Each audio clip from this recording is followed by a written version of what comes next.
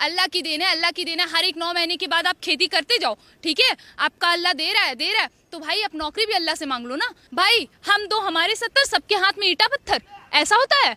ये तो यही कर रहे हैं भाई।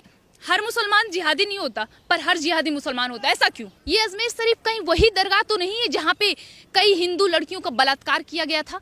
इस देश में तो एक स्त्री पर बात आई तो महाभारत और रामायण जैसे युद्ध छिड़ गए, और इस देश में उतने बड़े दरगाह में इतनी सारी हिंदू लड़कियों का बलात्कार हुआ। अगर याद है तो फिर से खड़े होइए, और उसके बाद भी आपको कोई हिंदू अजमेर शरीफ या किसी भी दरगाह पर चादर चढ़ाते हुए दिख जाए तो समझ लीजिए वो हिंदू हो ही नहीं सकता, या तो उसने खतना करवाया है। अखिलेश जी के सांसद हैं बर्क, उनका कहना है कि बच्चा अल्लाह की देन है और उसके खाने पीने का सब इंतजाम ऊपर से हो गया। अच्छा देखिए, यही बात है।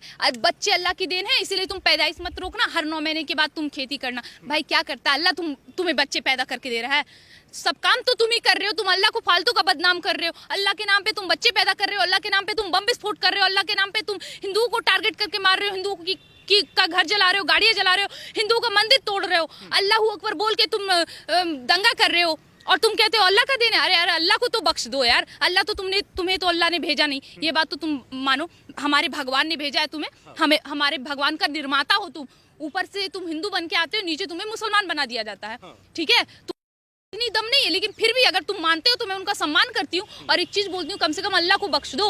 उनको क्यों टारगेट कर रहे हो कि हमारे अल्लाह अगर तुमको सब कुछ देता है, एक काम करो, हाथ जोड़ो, बोलो हे अल्लाह हमें तुम नौकरी भी दे दो, हमें मोदी की जरूरत नहीं, हटाओ इस मोदी को, मोदी से हमें मतलब ही नहीं, अल्लाह से नौकरी भी मांग लो ना। फिर क्यों छाती पीटते हुए आते हो कि मोदी सरकार सिर्फ हिंदू मुसलमान करवा रही है, मंदिर मस्जिद करवा रही है, नौकरी नहीं दे रही है। मैं एक बात बता दूं, हमारे देश में जितनी मंदिर है ना, वो इस देश में मौजूद हर एक मंदिर इस देश का राज्य तक चलाती है। जम्मू कश्मीर में वैष्णो देवी मंदिर, पूरा वैष्णो देवी कश्मीर को चलाता है।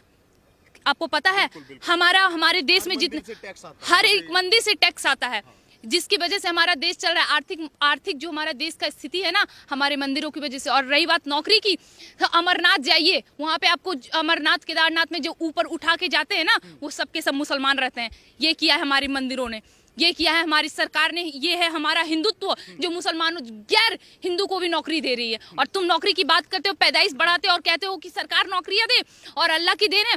ये अल्लाह की कोई देन नहीं है, ये तुम्हारी मानसिकता की देन है। इसे बदलो। जनसंख्या नियंत्रण कानून आ रहा है, उसका समर्थन करो। देश मत जलाना, देश जलाओगे तो फिर अगला कोख भी तुम्हारा जलेगा।